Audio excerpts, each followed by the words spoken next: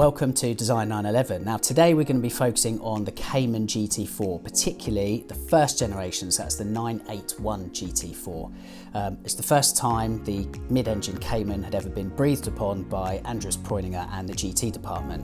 As I'm sure you're well aware, it was pretty well received, wasn't it, when new in 2015. There are a couple of improvements though that can be made to the car, particularly if you want to use it as intended, and that is as a really good value track weapon. The first area we're going to look at on the GT4 is suspension. For road use, the standard PASM is pretty good, isn't it? However, for track use, a criticism that's quite often levied at the car is it's a little bit too soft. To improve it, therefore, you have to turn to the aftermarket, and what we're going to recommend today is the Bilstein B16 PSS 10 coilovers, okay? Priced online from around about £3,000. They're two-way adjustable.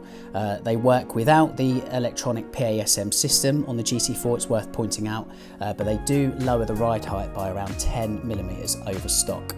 Bilstein is a company, they need no introduction, do they? Their parts are designed and developed for the Nürburgring Nordschleife, the ultimate test ground for all performance cars.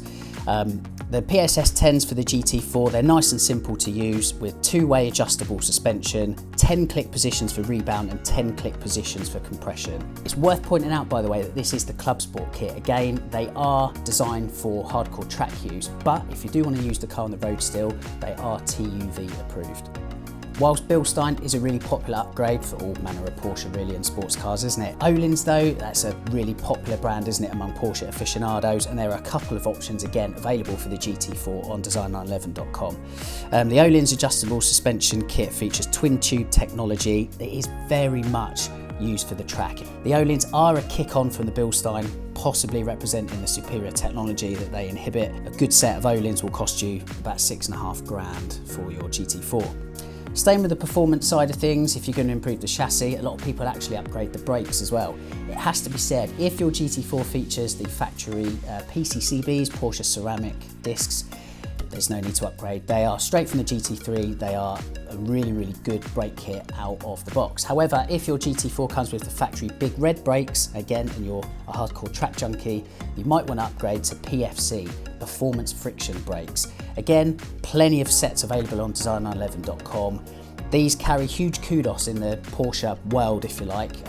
All the Cup cars run on PFC discs, so they carry a lot of performance clout, okay? The PFC Racing front and rear brake kit available on design911.com is a slotted 405mm disc. It will fit the 991 GT2 and GT3, by the way, as well as the GT4 kit. Again, it's a proper, not even track day, motorsport bred bit of kit, isn't it? So it's about £10,000, but again, relative to the value of the car as a proper weapon, it's a really worthwhile upgrade and one that is quite popular among GT4 owners currently. Moving away from performance and maybe looking at styling instead, a popular thing among GT4 owners is to essentially raise that wing. It's quite short, isn't it, compared to other cars from the Porsche GT stable. If you want to do that, there are a couple of options you can go down, all of which is on design911.com. One that I've picked out here today is the Vorsteiner Aero Riser extensions.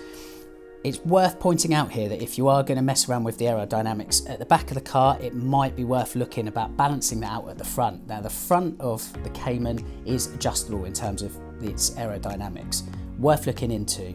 The Vorsteiner kit, it replaces the factory struts.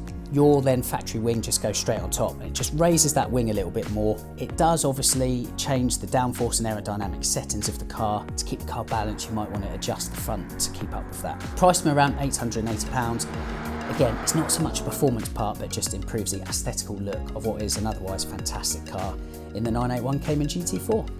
That is about it. As I said, the GT4 is a pretty well-rounded car out of the box, isn't it? The performance enhancements I've suggested, they are kind of for track use really, but we're keen to hear from you. If you've got any other improvements that you've done to the GT4 and you're happy to share with other owners, pop them in the comments below.